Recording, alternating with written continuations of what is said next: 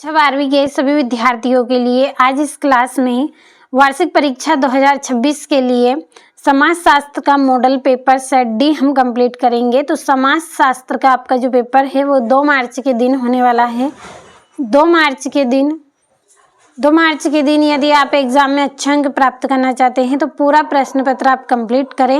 Video में last तक आप बने रहें ताकि हर एक प्रश्न आप अच्छे से समझ सकें। तो चलिए पहला प्रश्न हम पढ़ेंगे।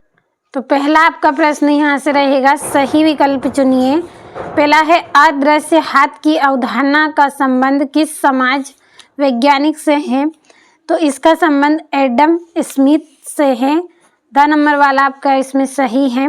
दूसरा है, स्वतंत्र राज्य को ग्राम राज्य की संज्ञा दी थी। तो गांधी जी ने इसकी संज्ञा दी थी। तीसरा है, भारत में आपातकाल की घोषणा किस वर्ष की गई? तो 1975 में की गई। चौथा है, भारत सरकार की ओर से भूमि के पूर्ण गठन हेतु कौन सा प्रयास किया गया? तो भूमि प्रबंधन, सहकारी कृषि, चकबंदी, उपरोक्त सभी। तो उपरोक्त सभी आपका यहाँ पे राइट आंसर है। अगला है, भारत में कौन सी अर्थव्यवस्था प्रचलित है?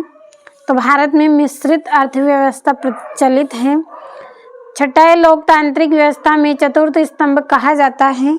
तो जनसंचार को कहा जाता है। अब यहाँ से हम इंग्लिश मीडियम वाले बच्चों के लिए टिक करेंगे। तो पहले का आपका डी रहेगा, दूसरे का बी, तीसरे का आपका इसमें ये ए वाला 1975 रहेगा। तो कंप्लीट अच्छे से आपको कर लेना है। यहाँ से भी मैंने टिक कर दिए हैं, कंप्लीट कर लिया है पूरा पेपर। तो अच्छे से आप कंप्लीट करिएगा इनको।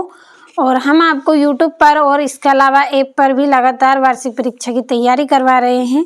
यदि अभी तक आप ऐप से नहीं जुड़े हैं और ऐप से जुड़ना चाहते हैं तो इस वीडियो के डिस्क्रिप्शन में लिंक दी गई है, चेक करें किस तरह से आपको सब्सक्रिप्शन लेना है, पूरी जानकारी मिल जाएगी। और स्पेशल PDF भी आपको ऐप पर ही मिलेगी, बहुत कम पैसे में हम आपको दे रहे हैं। स्पेशल PDF एग्ज़ाम से 1 दिन पहले मिलेगी। तो जल्दी से ऐप का सब्सक्रिप्शन लें और स्पेशल PDF आप प्राप्त करें। तो दूसरा प्रश्न, रिक्त स्थान की पूर्ति कीजिए। पहला है, भारत में सबसे अधिक जनजाति जनसंख्या वाला प्रदेश टेढ़े है, तो कौन सा है? मध्य प्रदेश है। जनजाति जनसंख्या वाला जो प्रदेश है कौन सा है? मध्य प्रदेश है। दूसरा है, जनसंचार का प्रमुख साधन टेढ़े है, तो रेडियो है, टेलीविज़न है, ये सब क्या है? जनसंचार के साधन है।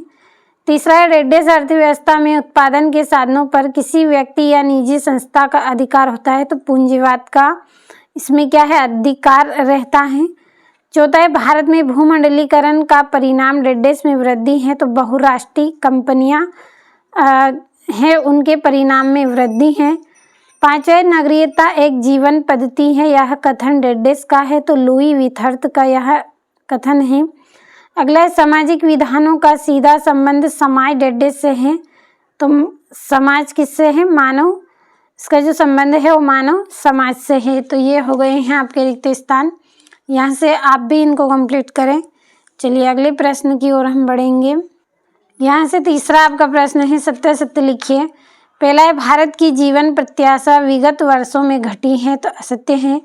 दूसरा है, भारत में भूमंडलीकरण का आरंभ 1970 ईस्वी से माना जाता है, तो असत्य है।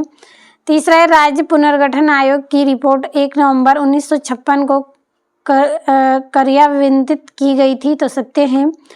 चौथा है, ग्रामीण समुदाय का मुख्य व्यवसाय गैर कृषि कार्य है, तो असत्य है। पांचवा है, आर्य समाज की स्थापना स्वामी विवेकानंद ने की, तो असत्य है। और छठा है, झारखंड आंदोलन संस्थाल जनजाति द्वारा किया गया है, तो ये भी आपका सत्य इसमें रहेगा। अब अगला आपका जो प्रश्न है, एक वाक्य में उत्तर दीजिए। पहला है, वंश परंपरा के आधार पर परिवार के 2 प्रमुख रूप कौन से हैं? तो पहला रहेगा पितृवंशी और दूसरा रहेगा मातृवंशी। दूसरा प्रश्न है, सांप्रदायिकता किस प्रकार की विचारधारा है?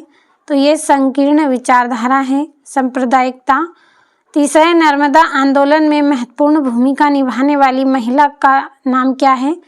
तो मेधा पटकार है। क्या है? मेधा पटकार। अगला है, नगरीकरण बढ़ावा देता है, तो अनेकताओं को नगरीकरण बढ़ावा देता है। पांचवा है, क्या भूमंडलीकरण एवं उदारीकरण संयुक्त प्रक्रियाएं हैं? तो हाँ, ये क्या है? भूमंडलीकरण और उदारीकरण संयुक्त प्रक्रियाएं हैं। अगला है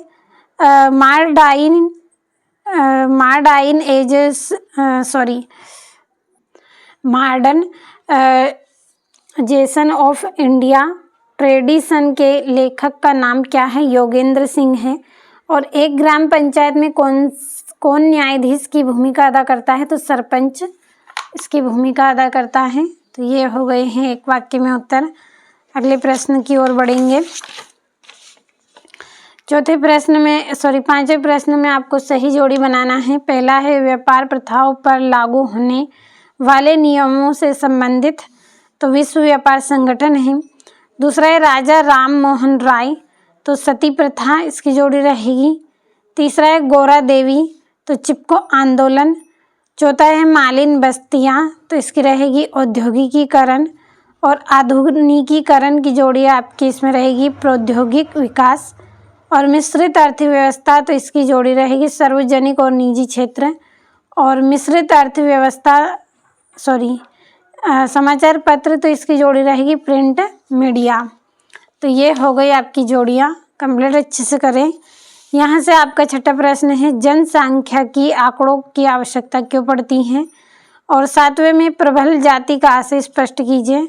8वें में उपभोक्तावाद किसे कहते हैं? और प्रतिष्ठा का प्रतीक क्या है? चलिए 9वां प्रश्न हम समझेंगे। यहाँ से 9वां है लैंगिक विषमता से आप क्या समझते हैं? 10वें में औद्योगिकीकरण से उत्पन्न होने वाली कोई 2 प्रमुख समस्याओं को लिखिए। 11वें में प्रार्थना समाज के 2 उद्देश्य लिखिए। और 12वें में भारतीय संविधान द्वारा प्रदत्त मौलिक अधिकारों के नाम लिखिए। 13वें में भूमंडलीकरण की 2 विशेषता करनी है। 14वें में संचार के साधनों से भारतीय समाज में आए कोई 2 परिवर्तन आपको करना है। और यहाँ से आपका अगला जो प्रश्न है संचार के माध्यमों को कितने भागों में बांट सकते हैं? 15वें में सामाजिक आंदोलन के कोई 2 कारण आपको लिखना है। 16वें में किस तरह से एक बाजार जैसे कि एक साप्ताहिक ग्रामीण बाजार एक सामाजिक संस्था है। 17वें में सांस्कृतिक विविधता का क्या अर्थ है, इसकी विशेषता लिखिए। 18वें में मजदूर वर्ग की समस्याओं का वर्णन आपको करना है। चलिए 19वां प्रश्न हम पढ़ेंगे। तो आपका 19वां है कृषक आंदोलन के कारण लिखना है कोई 3। और 20वें में जनसांख्यिकी संक्रमण सिद्धांत की विवेचना लिखिए। संक्रमण काल जनसंख्या विस्फोट के साथ क्यों जुड़ा होता है। 21वें में वे कौन से नियम हैं जिनका पालन करने के लिए जाति व्यवस्था बाध्य करती है, कुछ के बारे में आपको बताना है यहाँ पे। और 22वें में जाति विषमता को दूर करने के लिए अपनाई गई कुछ नीतियों का वर्णन करें। 23वें में भारत में भूमि सुधार के कोई 4 प्रमुख उद्देश्य लिखना है। और 8वें में भारत में स्वतंत्रता के पश्चात किए गए भूमि सुधारों की विवेचना कीजिए। तो आज इस वीडियो में आपको कुल 23 प्रश्न मैंने बताए हैं। अच्छे से आपको समझ में आए होंगे, तो सभी का स्क्रीनशॉट लिया होगा आपने। अच्छे से आप कंप्लीट करें और एग्ज़ाम में अच्छे से अच्छे अंक आप प्राप्त करें।